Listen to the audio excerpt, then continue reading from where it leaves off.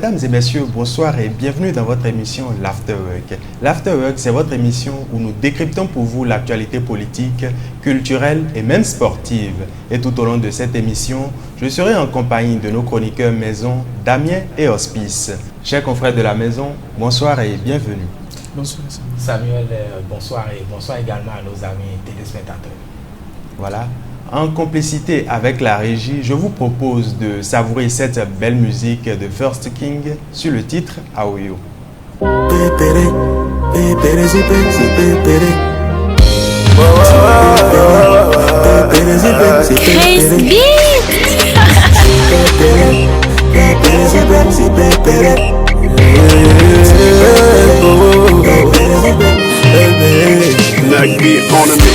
Ok, we did let it banjado no mi.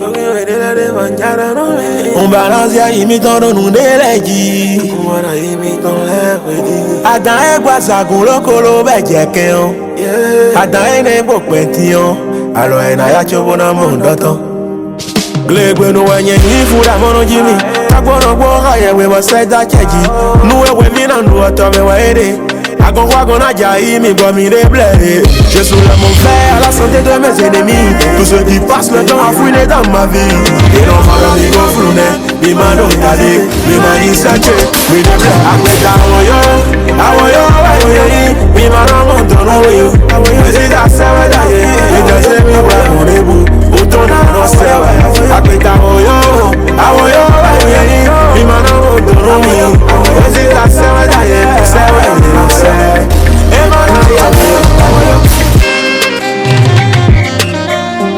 Bâtir la joie.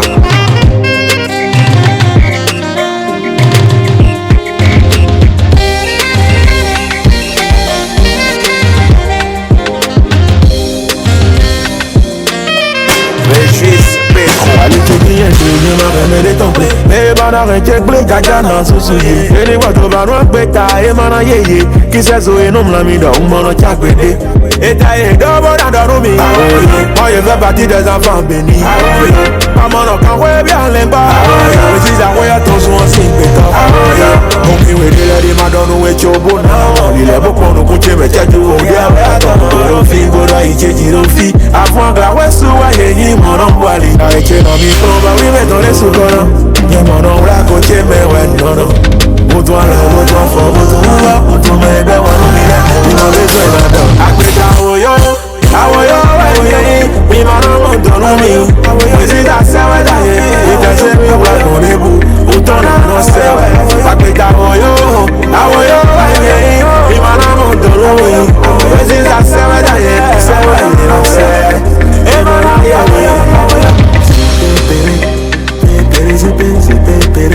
Boya que tata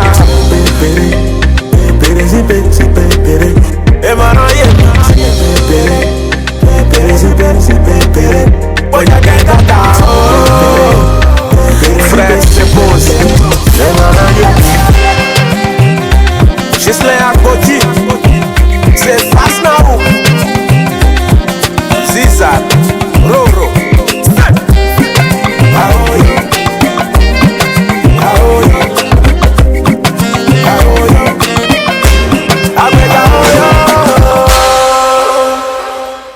Vous venez de savourer avec nous le titre de First King Aoyo.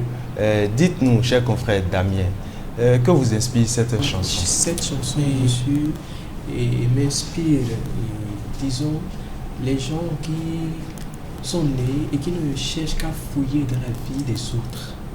Et l'homme est né, chacun d'entre nous, nous sommes nés avec nos histoires. Et il faudrait que chacun se préoccupe de sa vie et non de la vie des autres. Et dans la chanson, il disait que ce que le poisson doit manger, c'est dans l'eau ou c'est dans la mer. Donc, chacun se débrouille dans la vie. Personne ne doit se préoccuper de la vie de l'autre. Merci. Merci, cher confrère Damien. Et dites-nous, Hospice, que retenez-vous de cette belle chanson? Merci. Déjà, moi, je retiens une seule chose, c'est d'avancer, de foncer dans tout ce qu'on fait, ne pas se soucier entre griffes des ondits, comme on le dit, malgré les difficultés, malgré les défis. Il faut aller droit, il faut aller vers l'objectif, foncer tout droit. Damien vient de le souligner. Il ne faut pas chercher à fouiller la vie de l'autre, dans la vie de l'autre, savoir ce qui se passe chez l'autre, mais l'essentiel, concentre toi-même, concentre tes efforts sur toi et fonce dans ce que tu fais, de même que ce que le poisson va manger, c'est dans l'eau, ce que toi-même en tant qu'humain tu vas manger, c'est dans ce que tu vas faire comme travail. Donc dans tout ce que l'on fait, il faut avancer et sans regarder en arrière, parce que l'essentiel, c'est d'aller tout droit vers son objectif, c'est d'atteindre son objectif. Donc voilà, tout ce que moi je retiens, la persévérance et de bosser fort. Merci, chers confrères Hospice. Et chers téléspectateurs, retenez que chacun de nous dans ce monde a une lumière, a une énergie positive et quel qu'en soit ce que les ennemis feront, chacun de nous brillerons. Je vous avais parlé de ça tout à l'heure, je vous l'avais promis, sur le plateau de l'Afterwork, nous décryptons l'actualité politique et la revue du jour, c'est tout de suite après ceci.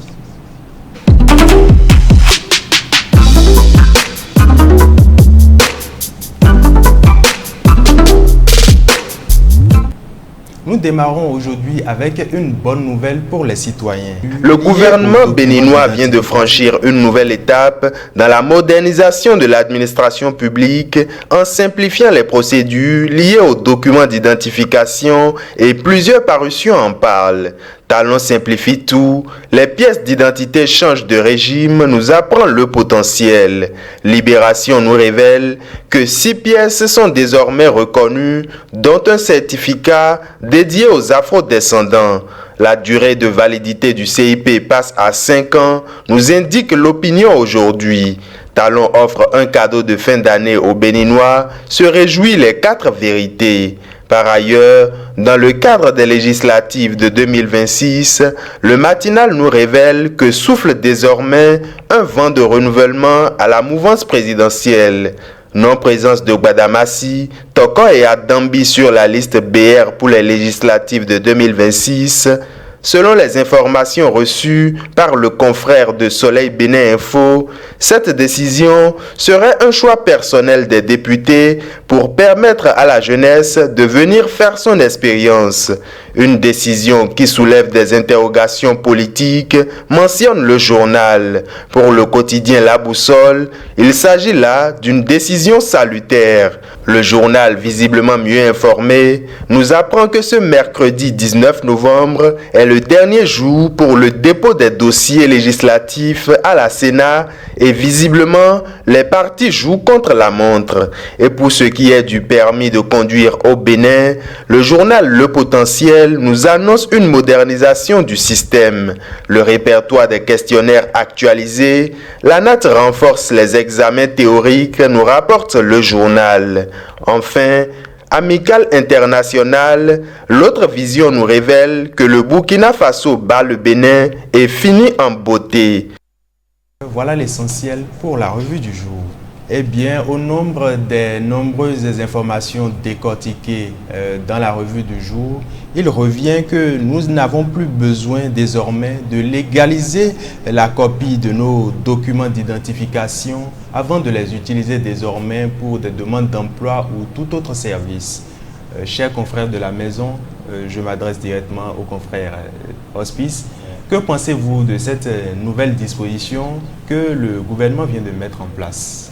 Merci pour la question. Déjà, nous sommes dans un processus de digitalisation et ça se fait également remarquer. On a vu avant, il y a de cela quelques années en arrière, pour légaliser que ce soit l'acte de naissance ou bien la carte d'identité nationale, il faut se lever tôt, comme on le dit, se mettre dans les rangs, que ce soit au niveau des mairies ou bien des préfectures. Et c'est peut-être si vous avez la chance que vous allez légaliser votre pièce le jour-là, sinon vous revenez le lendemain et la queue continue. Mais depuis un certain temps, avec l'avènement du numérique, tout a changé. Même on a vu, on est passé de l'acte de naissance simple déjà à une acte de naissance sécurisée. Déjà là, vous n'avez plus besoin de légaliser. Et la nouvelle qui, je vais dire, qui vient de tomber, c'est bien sûr que ce soit la carte CIP ou bien votre carte d'identité biométrique, vous n'avez plus besoin de légaliser. Moi, je dirais simplement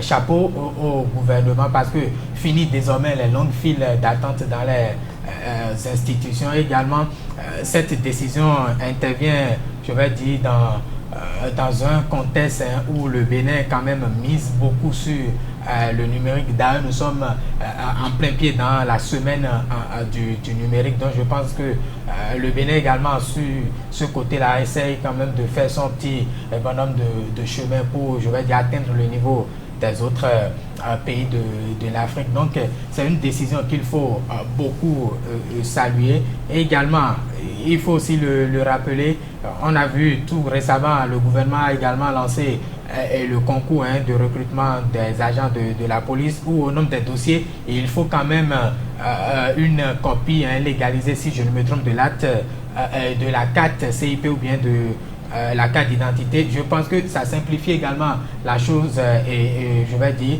aux candidats qui vont postuler à ce concours-là, puisqu'ils ont la possibilité d'avoir leur casier judiciaire en ligne. Également, ils n'ont plus besoin de se déplacer dans les institutions pour pouvoir légaliser aujourd'hui ces pièces-là. Donc, ils ont désormais une facilité de faire les choses, tout se fait en ligne. Et comme je l'ai dit, nous sommes dans un processus de digitalisation. Il faut encourager, féliciter les efforts fournis par le gouvernement actuel.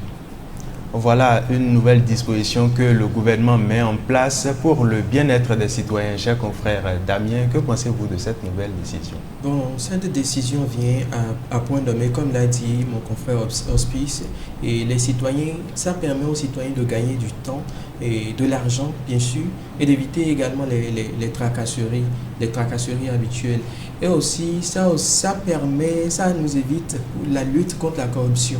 La lutte contre la corruption, parce que avant de déposer les dossiers pour la légalisation, on te demande si tu déposes telle somme. Normalement, peut-être que c'est à 5 000 francs, mais on te demande si tu remets 10 000 francs et ton dossier va vite sortir. Mais cette décision permet d'éviter tout ce qu'il y a comme légalisation de documents informels et autres. Ça évite beaucoup de choses. Donc cette décision vient à point nommé. Merci, cher confrère Damien. Et non seulement ça, la validité du CIP passe désormais à 5 ans. Déjà, ça aussi, c'est quelque chose qu'il faut aussi, je vais dire, saluer. On a quitté 2 ans ou bien 3 ans pour 5 ans. C'est aussi un pas toujours vers la bonne marche des choses. La carte d'identité, même je vais dire, c'est sur une période de 5 ans également, la carte CIP aujourd'hui. Donc je pense quand même que il y a environ 1 an en arrière, la population criait pourquoi ne pas aussi mettre la validité de la carte CIP à 5 ans comme la carte d'identité nationale. Je pense que le gouvernement a exaucé le vœu, ou bien voilà, les vœux, si vous le voulez, de la population. Et je pense que c'est une décision, comme je l'ai dit, à saluer. Mais l'autre chose, j'aimerais également que je ne dirais pas cette décision, mais que cette mesure, s'étend également à d'autres secteurs ou bien en ce qui concerne d'autres pièces. Aujourd'hui, maintenant, on voit un bon nombre de personnes en ce qui concerne l'obtention du certificat de vie ou bien d'autres choses.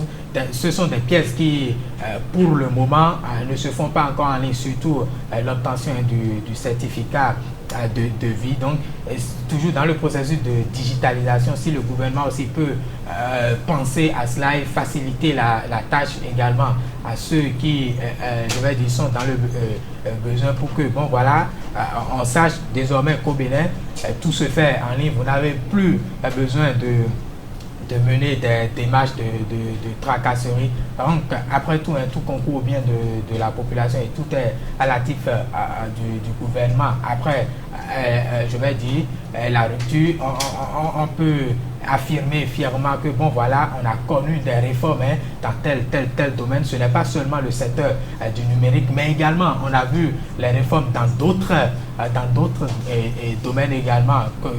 J'espère qu'on aura le temps de revenir sur tout ça. Mais quand même, ce qui nous concerne aujourd'hui même, c'est bien sûr cette mesure qui concerne les différentes pièces d'identité.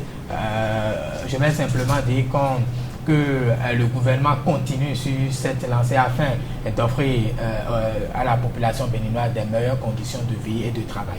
Merci, chers confrères Hospice. Voilà, chers téléspectateurs, le gouvernement continue sa chaîne à vous créer de meilleurs cadres, de meilleures conditions pour vous faciliter les déplacements et toutes vos tâches administratives dans le pays. Si vous venez de nous rejoindre, nous sommes sur l'émission l'Afterwork. L'Afterwork, votre émission qui vous décrypte et décortique l'actualité politique, sportive et même culturelle. Nous abordons à présent la rubrique sportive avec notre chroniqueur Hospice et nous allons démarrer cette chronique après cette petite page publicitaire.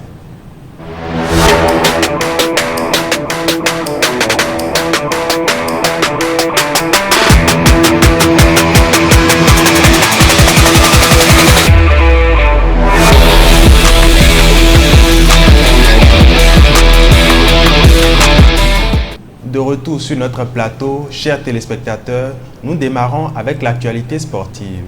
Chers confrères Hospice, que nous révèle l'actualité sportive du jour?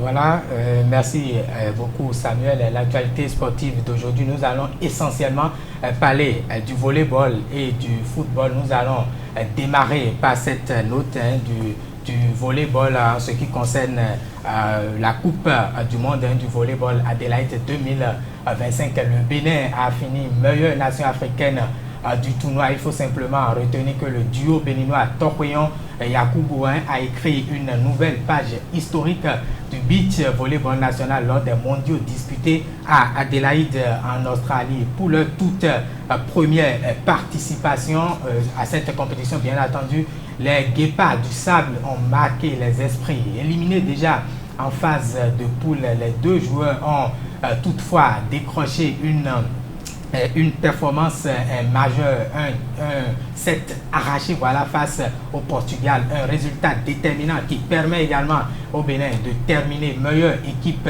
africaine au classement final établi par la Fédération internationale de volleyball. Une prouesse d'autant plus significative qu'elle place la nation béninoise devant les autres représentants du continent tels que le Maroc, le Mozambique et également le Togo. Ce résultat confirme une fois encore les progrès du beach volleyball béninois, fruit d'un travail structuré depuis plusieurs années. Il valide également la vision du président de la Fédération béninoise de volleyball et son comité exécutif qui ont fait de cette discipline une priorité stratégique, une performance donc encourageante qui ouvre de nouvelles perspectives pour le Bénin sur la scène internationale. Et puis nous allons cette fois-ci parler du football, notamment parler de cette rencontre entre Étalon et Guépard, une rencontre qui s'est disputée hier au Maroc. Bien entendu, le Bénin a vécu une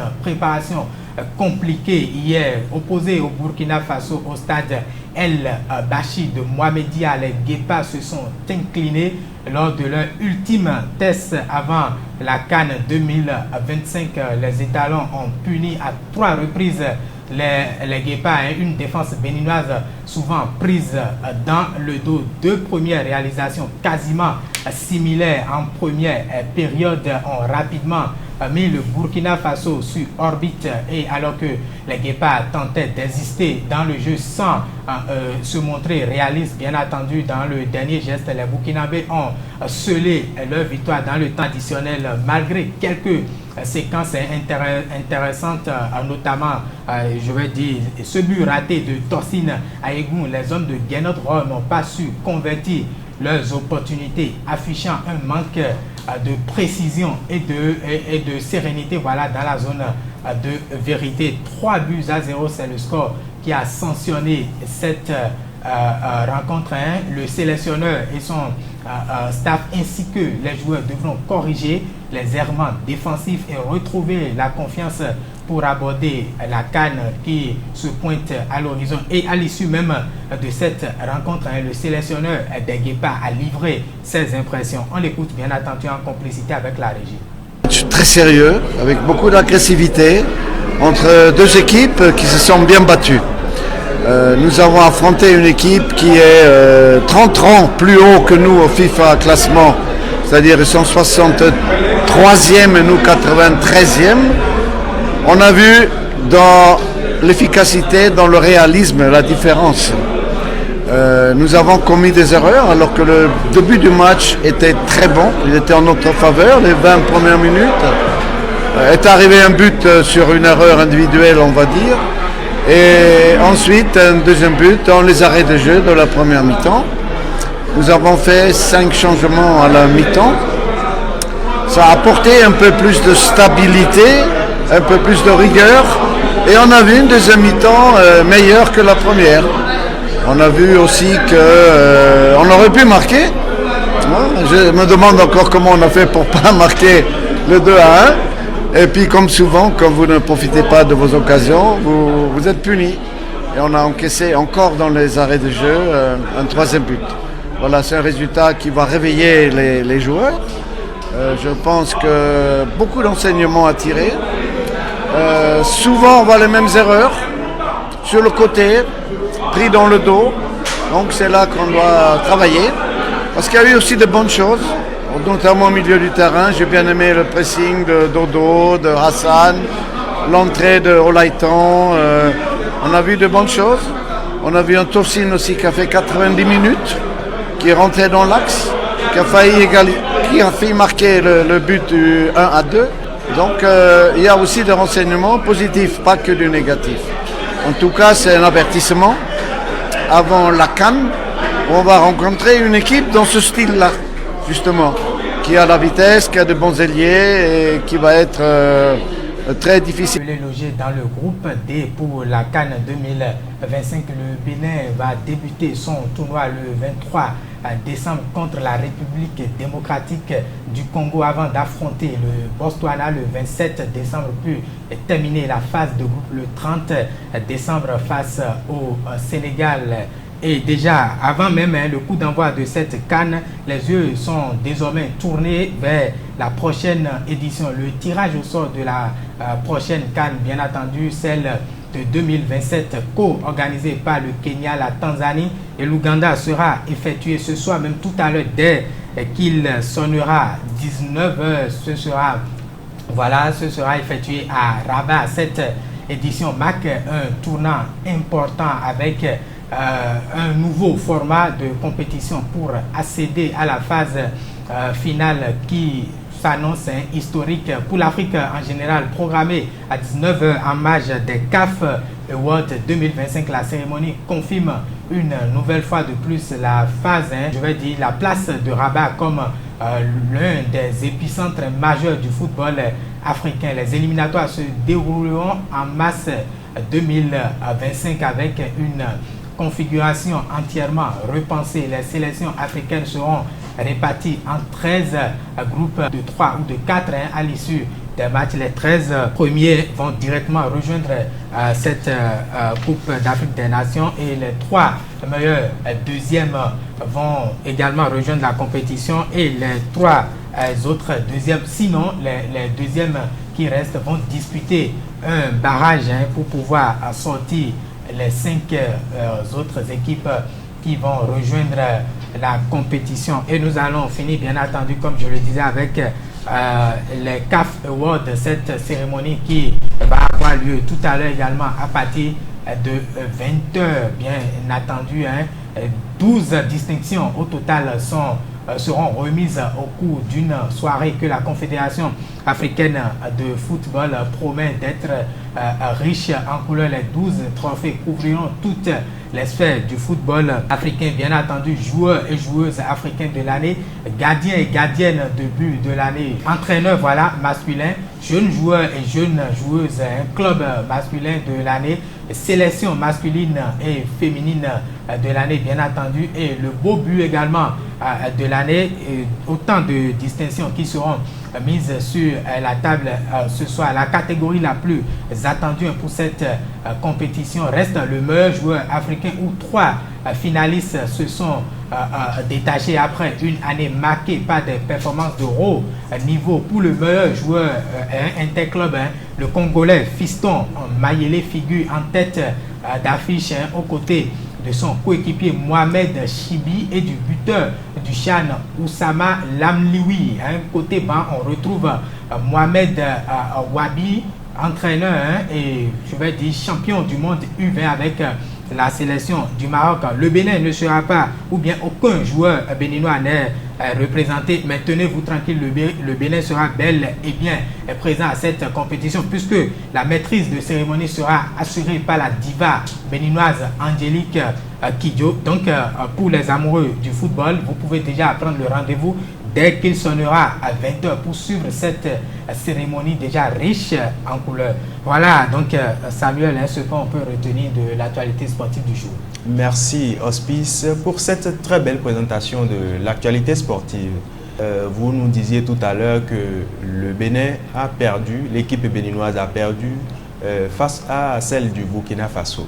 3 buts à 0, c'était le score final, et on a entendu Gernot Rohr, le sélectionneur béninois, se prononcer. Lui-même, il a quand même reconnu que c'était un match de pression, un match de niveau, et ça lui a aussi permis de noter les failles, puisque la CAN c'est dans moins de 30 jours et on ne peut pas, je vais dire, présenter cette copie, la copie qu'on a vue hier face au Burkina. On ne peut pas présenter cette copie et espérer je vais dire, un bon résultat. Donc il faut déjà corriger je vais dire, la base. Et lui-même, il a reconnu, même si, bon voilà, nous, on ne va pas, quand je dis nous, le peuple béninois, on ne va pas, je vais dire, à chaque fois accepter les excuses. Il faut trouver la meilleure formule pour pouvoir mieux aborder les prochaines rencontres. On a vu déjà dans son 11 de départ, il n'y a pas eu de changement. C'est toujours le 11 type qu'on a l'habitude de voir quand il s'agit d'un match officiel. Donc avec ce 11, et ça n'a pas marché, il faut se poser des vraies questions. Les 2 premiers buts, ce sont des buts quasiment similaires, des buts encaissés sur des erreurs défensives. Donc il va falloir revoir ce côté-là également, travailler, revoir le côté droit de la défense, parce que tout était parti sur ce côté-là. Donc lui-même, il a quand même reconnu et il espère corriger avant le coup d'envoi de la CAN. Et justement, Hospice, c'était un match amical et le Bénin a perdu 3 buts à 0. Est-ce que avec ce résultat, on peut se projeter dans la suite de la compétition? Oui, vous savez, comme je l'ai dit tantôt, c'est un match test et c'est le dernier, l'ultime même avant le coup d'envoi de la CAN. Je peux, ou bien j'ai envie d'affirmer qu'on peut espérer, mais en même temps je reste un peu sceptique, parce que c'est une équipe, qu'on le veuille ou non, n'arrive plus à convaincre comme cela se doit. On l'a vu par le passé, notamment le résultat contre le Nigeria, ce qui a d'ailleurs mis fin au rêve béninois de disputer la Coupe du Monde. Également pour ce match amical où du côté du Burkina Faso, on n'a même pas eu, je vais dire, la présence du maître à jouer de cette défense. Je veux bien parler de Dayo, bien entendu, qui n'a pas joué, mais le Bénin était incapable de concrétiser, je vais dire, ces nombreuses occasions. Donc se projeter ou bien espérer un bon résultat pour le futur, je pense bien, j'estime que ça sera très très difficile, parce que on n'a pas encore ce qu'il faut, on n'a pas un meneur du jeu, parce que ça s'est fait constater hier en absence de Junior Laïtan, il n'y avait pas eu un meneur de jeu pour pouvoir, je vais dire, mener une très belle transition entre le milieu de terrain et également l'attaque. Donc je pense que Gernot aura encore quelques semaines, sinon quelques jours, pour pouvoir trouver la solution nécessaire. Si il faille appeler un autre joueur, bon voilà, à lui de voir. Mais tout ce que le peuple béninois veut, c'est un bon résultat, et on espère qu'on fera mieux que l'édition 2019 au Maroc. Merci. Hospice, je vais dire, pour votre avis éclairé sur le sujet et on espère évidemment que cette défaite de l'équipe béninoise va leur permettre de quand même redresser la pente. Damien, je reviens à vous. C'est vrai que vous êtes spécialiste des questions de culture, mais quand on parle de sport, quel sport vous fascine le plus? Le sport qui me fascine le plus, c'est le foot. C'est le foot. Seulement que avec la déception du Bénin, bon, je dirais que je n'arrive même plus à suivre les actualités sportives. Non, mais un échec de l'équipe nationale ne devrait pas stopper votre envie pour ce jeu. Bon, c'est selon moi. Damien, j'ai envie de vous inviter un week-end pour jouer, pour voir. Peut-être que vous avez un talent qui peut aider l'équipe nationale. Justement, c'est tellement que vous avez des talents qui vont se révéler à l'avenir. Essaie pour voir. Moi, par exemple, je suis un bon milieu de terrain. Donc, si voilà, la nation place sa confiance en moi, je suis sûr que je ne vais pas décevoir le peuple béninois. Donc, peut-être vous aussi, je vais vous inviter un week-end. Moi, j'aime garder le camp. En tout cas, on va y revenir sûrement. En attendant de vous voir en démonstration, chers téléspectateurs, nous démarrons à présent notre page culture avec notre chroniqueur Damien et c'est tout de suite, juste après ceci.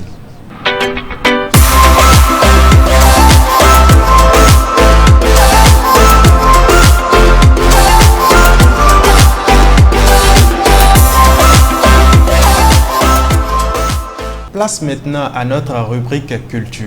Damien, que nous révèle l'actualité culturelle aujourd'hui? Bonsoir à toutes et à tous. Et cette semaine, l'actualité culturelle bouillonne aussi bien au Bénin qu'à l'international avec des rendez-vous qui confirment la place grandissante des arts dans notre quotidien. Le monde du livre en effervescence alors que les préparatifs se poursuivent pour le Salon national du livre 2025. Prévu du 19 au 22 novembre 2025, auteurs, éditeurs, lecteurs et institutions affûtent leurs plumes pour une édition tournée vers l'innovation et la valorisation de la littérature béninoise. Cette année, le décor est prévu non pas dans une seule ville, mais en 4 lieux. Cotonou, au Palais des Congrès, Ouidah, Parakou et Abomey. L'édition 2025 est placée sous le thème « Littérature et diaspora », tisser des liens mémoriels et réinventer un avenir partagé.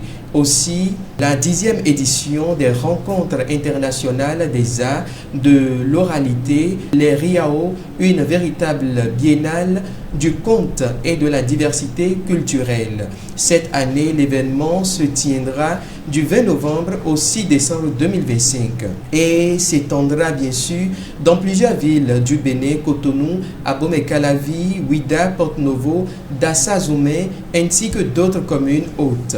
Cette édition accueillera des artistes et délégations venues de Belgique, du Canada, de la France, du Togo et bien sûr du Bénin, confirmant une fois encore la dimension internationale du festival. Humour, détente et bonne humeur, c'est ce que promet la scène culturelle à Cotonou ce week-end. L'espace culturel, le centre accueille ce samedi 22 novembre 2025 à 20h la 4e édition du Labo du Riz. Au programme, un spectacle unique animé par l'humoriste Papizat 17, connu pour son énergie débordante, ses personnages hauts en couleur et sa capacité de faire passer le public du fou rire à la réflexion en quelques secondes. Et à l'international, dans le reste du monde, la culture continue de fédérer. Le cinéma prépare sa saison des grands festivals avec les sélections en cours pour la Berlinale 2026. Sur le plan patrimonial, l'UNESCO poursuit un vaste programme de préservation des sites en danger avec un accent particulier cette année sur le patrimoine côtier menacé par le changement climatique. Et c'est tout pour notre chronique culturelle. Merci de l'avoir suivi. Merci Damien pour cette belle présentation. Voilà, vous nous avez présenté tout un programme d'activités qui vont se dérouler dans le week-end et même au-delà. Quel événement parmi toute votre présentation retient déjà votre attention? Disons le Salon national du livre qui a démarré aujourd'hui. Et qui prend fin le 22 novembre prochain. Ok. Donc j'invite tout le monde, toute la population à y participer. Merci. Hospice, je reviens à vous. C'est vrai, vous êtes spécialiste des questions de sport et autres, mais quand on parle culture, ça vous interpelle certainement. Justement, et déjà au nom des événements ou activités énumérés par mon cher ami Damien, j'irai dans la même position, bien voilà, dans la même direction que lui, moi-même. Je vais dire, c'est bien sûr le salon du livre qui m'intéresse. Maintenant, après ça, c'est le week-end, parce que ça prend fin le 22. Déjà, c'est le week-end. Après toutes mes tracasseries de la journée, les fêtes d'autrui, les agons, quoi. Après tout et tout, maintenant, j'irai me détendre sur le festival La Beau du Riz de Pape Isaac. Donc, voilà un peu mon programme de ce week-end. Donc, j'invite, comme Damien, toute la population, que vous soyez amoureux de la lecture ou non, faites le déplacement pour pouvoir quand même vivre un moment, je vais dire, un moment de partage riche en échange et expérience. J'avoue que j'ai eu à participer à ce salon une fois déjà et je n'ai pas été déçu, même jusqu'à présent. Il y avait quand même des auteurs dont on lisait seulement en l'œuvre quand on était au collège, mais j'ai rencontré ces auteurs-là. Ça fait quand même plaisir. J'invite donc tout le monde à faire le déplacement pour pouvoir vivre des bons moments de lecture et de partage. Merci Hospice pour ces précisions. Chers téléspectateurs, après le travail, il faut parfois se détendre et se divertir. Avec tout cet agenda, nous vous suggérons de choisir un programme, un rendez-vous culturel qui vous permettra de vous détendre. Chers téléspectateurs, aujourd'hui, la rubrique culture est riche et diversifiée. En complicité avec la régie, nous allons recevoir deux invités et pas des moindres. Il s'agit de Alex Bodrenou et Peace Agbo, qui viendront justement nous parler d'un événement qui est en préparation à Cotonou. Il s'agit bien évidemment du défi des 100 marmites en 24 heures qui aura lieu à Cotonou et nous les recevons tout juste après ceci. Star. Canal de Star. Nous voilà de retour sur le plateau de l'Afterwork avec nos invités. Il s'agit bien évidemment de Alex Bodrenou et de Peace Agbo. Ils sont les membres de l'équipe de la relation externe sur l'événement Le défi des 100 marmites en 24 heures. Chers invités, bonsoir et merci d'avoir accepté notre invitation. Bonsoir à vous et puis merci aussi de nous avoir invités ici. Merci, le plaisir est partagé. Okay. Quand on parle du défi des 100 marmites en 24 heures, je m'adresse à vous, Peace Agbo. C'est quoi concrètement? Le défi des 100 marmites, c'est un défi qui a été lancé par M. Fernando Manonfi, le CEO de l'agence Rond-Point à Eden Food. Il s'agira pour elle de préparer 100 marmites en 24 heures, c'est-à-dire de 7h à 7h. Et tous ces repas-là seront distribués aux orphelins. Voilà. Merci, Peace Agbo. Je me tourne vers vous, Alex Bodrenou, avec la même question. Le défi des 100 marmites, c'est quoi? Vous pouvez nous dire un mot là-dessus? Comme elle a dit, c'est un défi qui a été lancé à Eden et tout, et qui consiste pour elle à préparer dans 100 marmites certains mets et tout. Et puis voilà, ces mets seront partagés à une certaine catégorie de personnes. Mais ce qui est à retenir sur cette question, c'est qu'il faut quand même nourrir 30 000 personnes principalement.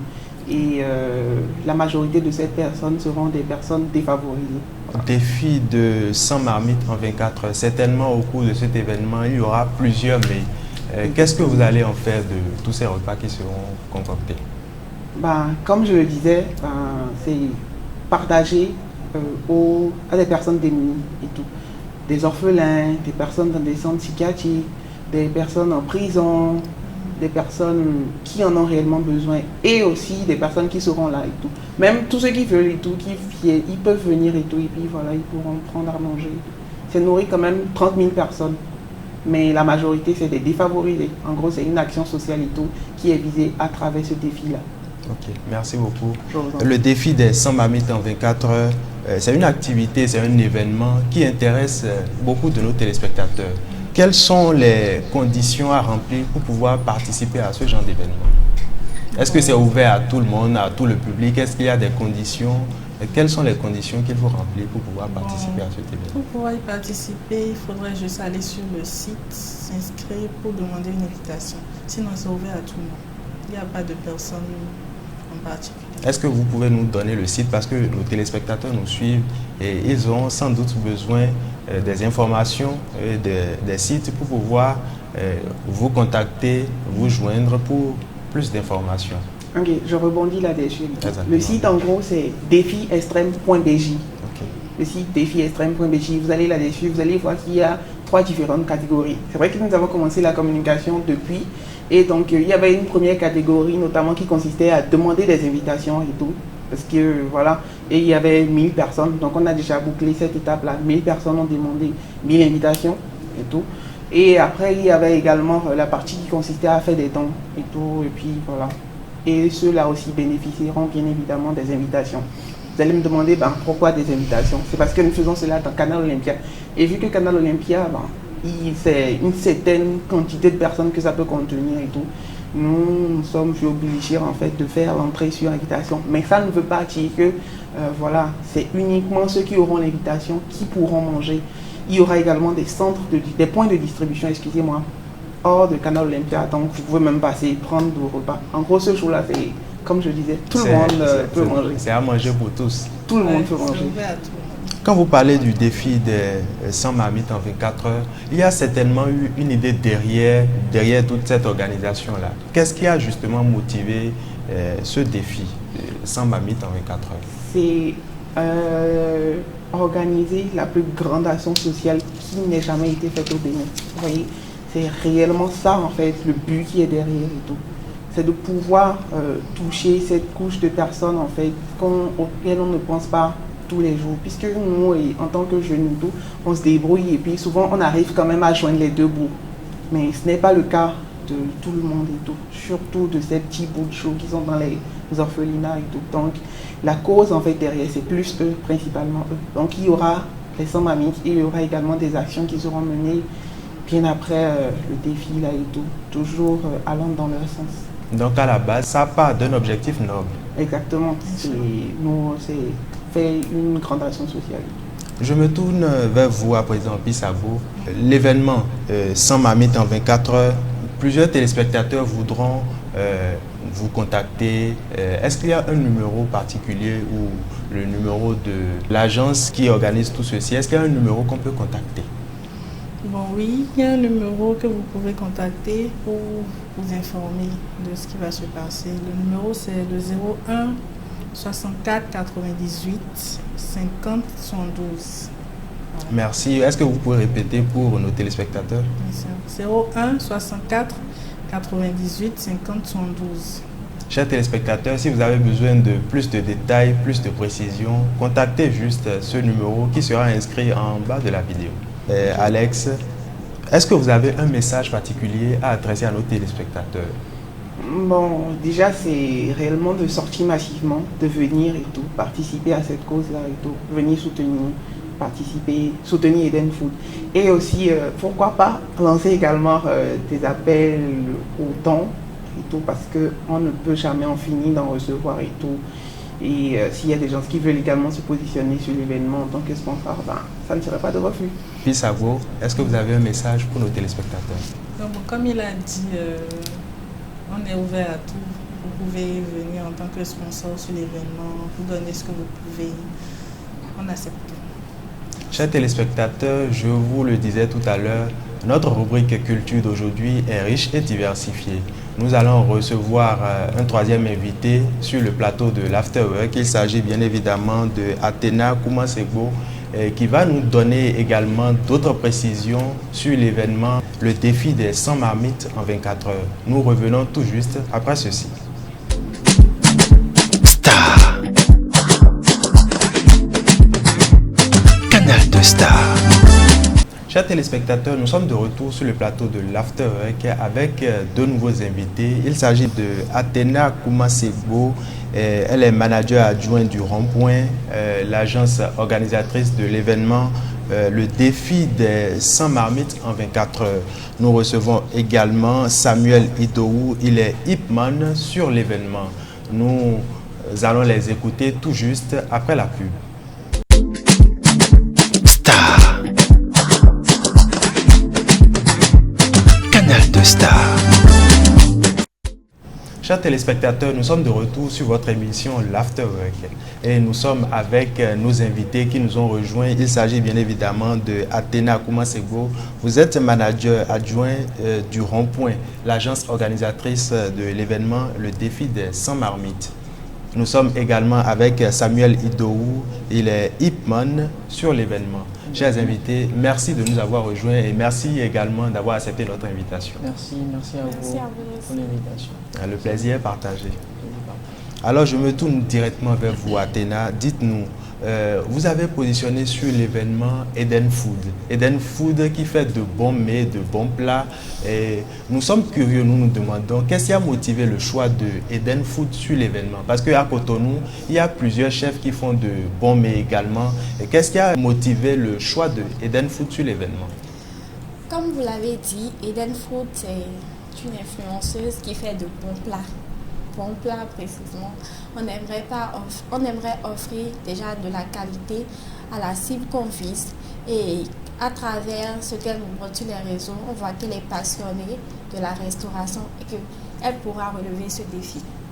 Merci pour tous ces détails et ces précisions sur Eden Food.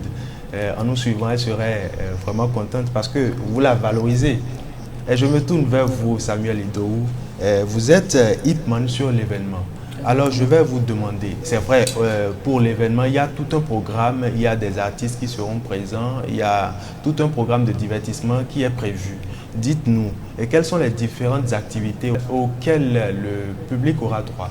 Alors déjà, vous devez savoir, comme on l'a dit, c'est comment on appelle une œuvre sociale. Donc on ne va pas seulement venir et préparer et ceux-là qui ont repris les invitations vont s'asseoir et regarder juste comment on appelle tout ce qui va se dérouler, comment elle va préparer et tout. On a ajouté à ça, au fait, une partie, il y aura des activités qui auront lieu sur le site. Vous voyez un peu, il y aura des prestations de DJ, il y aura des prestations de hype man. Il y aura d'autres surprises qu'on préfère garder, demander à ceux-là qui ont pris l'invitation de venir et de découvrir. Merci Samuel Idowu. Je me tourne de nouveau vers vous, Athéna. Dites-nous, on parle de l'événement, le défi des 100 marmites en 24 heures. L'événement aura lieu quand et où précisément? L'événement aura lieu à Canal Olympia le 29 novembre de 7h au 30 novembre à 7h. Merci Athéna Koumasegbo. Je me tourne à nouveau vers vous, Samuel. Quand on parle de l'événement Les 100 marmites en 24 heures, c'est vrai, vous avez dit qu'il y aura des artistes qui vont animer l'événement. Est-ce que vous pouvez nous donner quelques noms de ceux qui viendront, histoire de garder le public en haleine? Comme on l'a dit, garder le public en haleine, c'est déjà l'une des parties qui a rapport à l'événement. Donc, il n'y aura pas toutes les précisions qu'on pourra donner ici sur les artistes. On veut plutôt donner cette partie-là, garder cette partie de l'anonymat et de la surprise. Oui, mais déjà en sachant qu'il y a tel artiste ou tel comédien ou humoriste qui sera sur l'événement, ça peut motiver certains. Oui, d'accord. Sur ce point, on a beaucoup d'influenceurs qui soutiennent l'événement. Et par exemple, il y a Oyono, Gestapo, oui, que vous connaissez très bien sur les réseaux sociaux. Il y a Alain Kenneth, le GOAT. Il y a tous ceux-là qui, quand même sur les réseaux sociaux, accompagnent Eden Food dans l'accomplissement de cette œuvre-là et amener les personnes à pouvoir faire leurs dons et surtout payer les plats pour donner aux démunis. Par rapport au côté artistique et tout, on a aussi des artistes qui soutiennent de leur manière l'œuvre et tout, et il y a d'autres qui seront présents sur le site. Donc pour la présence des artistes sur le site, je vais demander juste à tout le monde d'être vraiment à l'affût sur les réseaux sociaux pour pouvoir avoir cet effet de surprise là, c'est vraiment aussi important. Merci beaucoup Samuel Ido. À nouveau, je me tourne vers vous, Athéna. Dites-nous, est-ce que vous avez un message à adresser à nos téléspectateurs qui nous suivent et qui sont vraiment intéressés par cet événement, le défi des 100 marmites? J'aimerais rappeler l'objectif de ce défi, c'est de nourrir 30 000 personnes. Et on vise beaucoup plus les personnes démunies, les orphelins, les prisonniers, les personnes atteintes de maladies psychologiques dans les centres. Également les personnes dans la rue qui ne trouvent pas à manger. C'est souvent difficile pour eux de se nourrir et tout. Donc on part par ce défi. On essaie d'apporter juste un petit sourire sur leur visage. Alors je vous invite massivement à checker le lien sur nos mails. Justement, vous êtes en train de parler de mail. Je vais vous demander de nous rappeler le numéro que les téléspectateurs pourront contacter et aussi le numéro et le mail que nos téléspectateurs pourront contacter afin d'avoir plus d'informations et plus de détails sur l'événement. Le numéro à contacter est le 01 64 98 50 112 ou encore le 01 67 67 67 09. Et on a mis en place un site pour pouvoir faire les dons.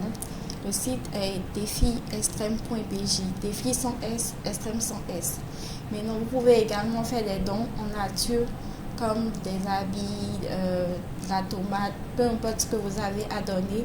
Vous pouvez directement écrire sur les numéros concernés et voilà, je rappelle les numéros 01 64 98 50 112 01 69 69 69 07. Merci beaucoup pour les précisions. Samuel Ido, dites-nous, est-ce que vous avez un message pour les téléspectateurs qui nous suivent?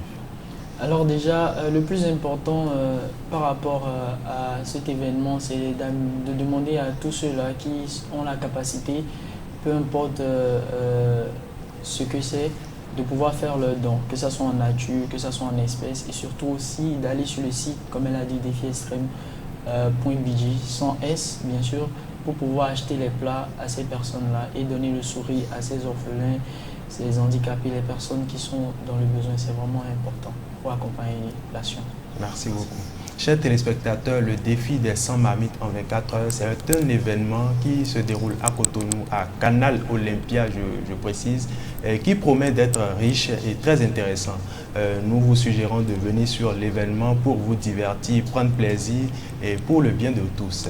Chers téléspectateurs, ce sera tout pour votre émission d'aujourd'hui, l'Afterwork. Et d'ici là, portez-vous bien.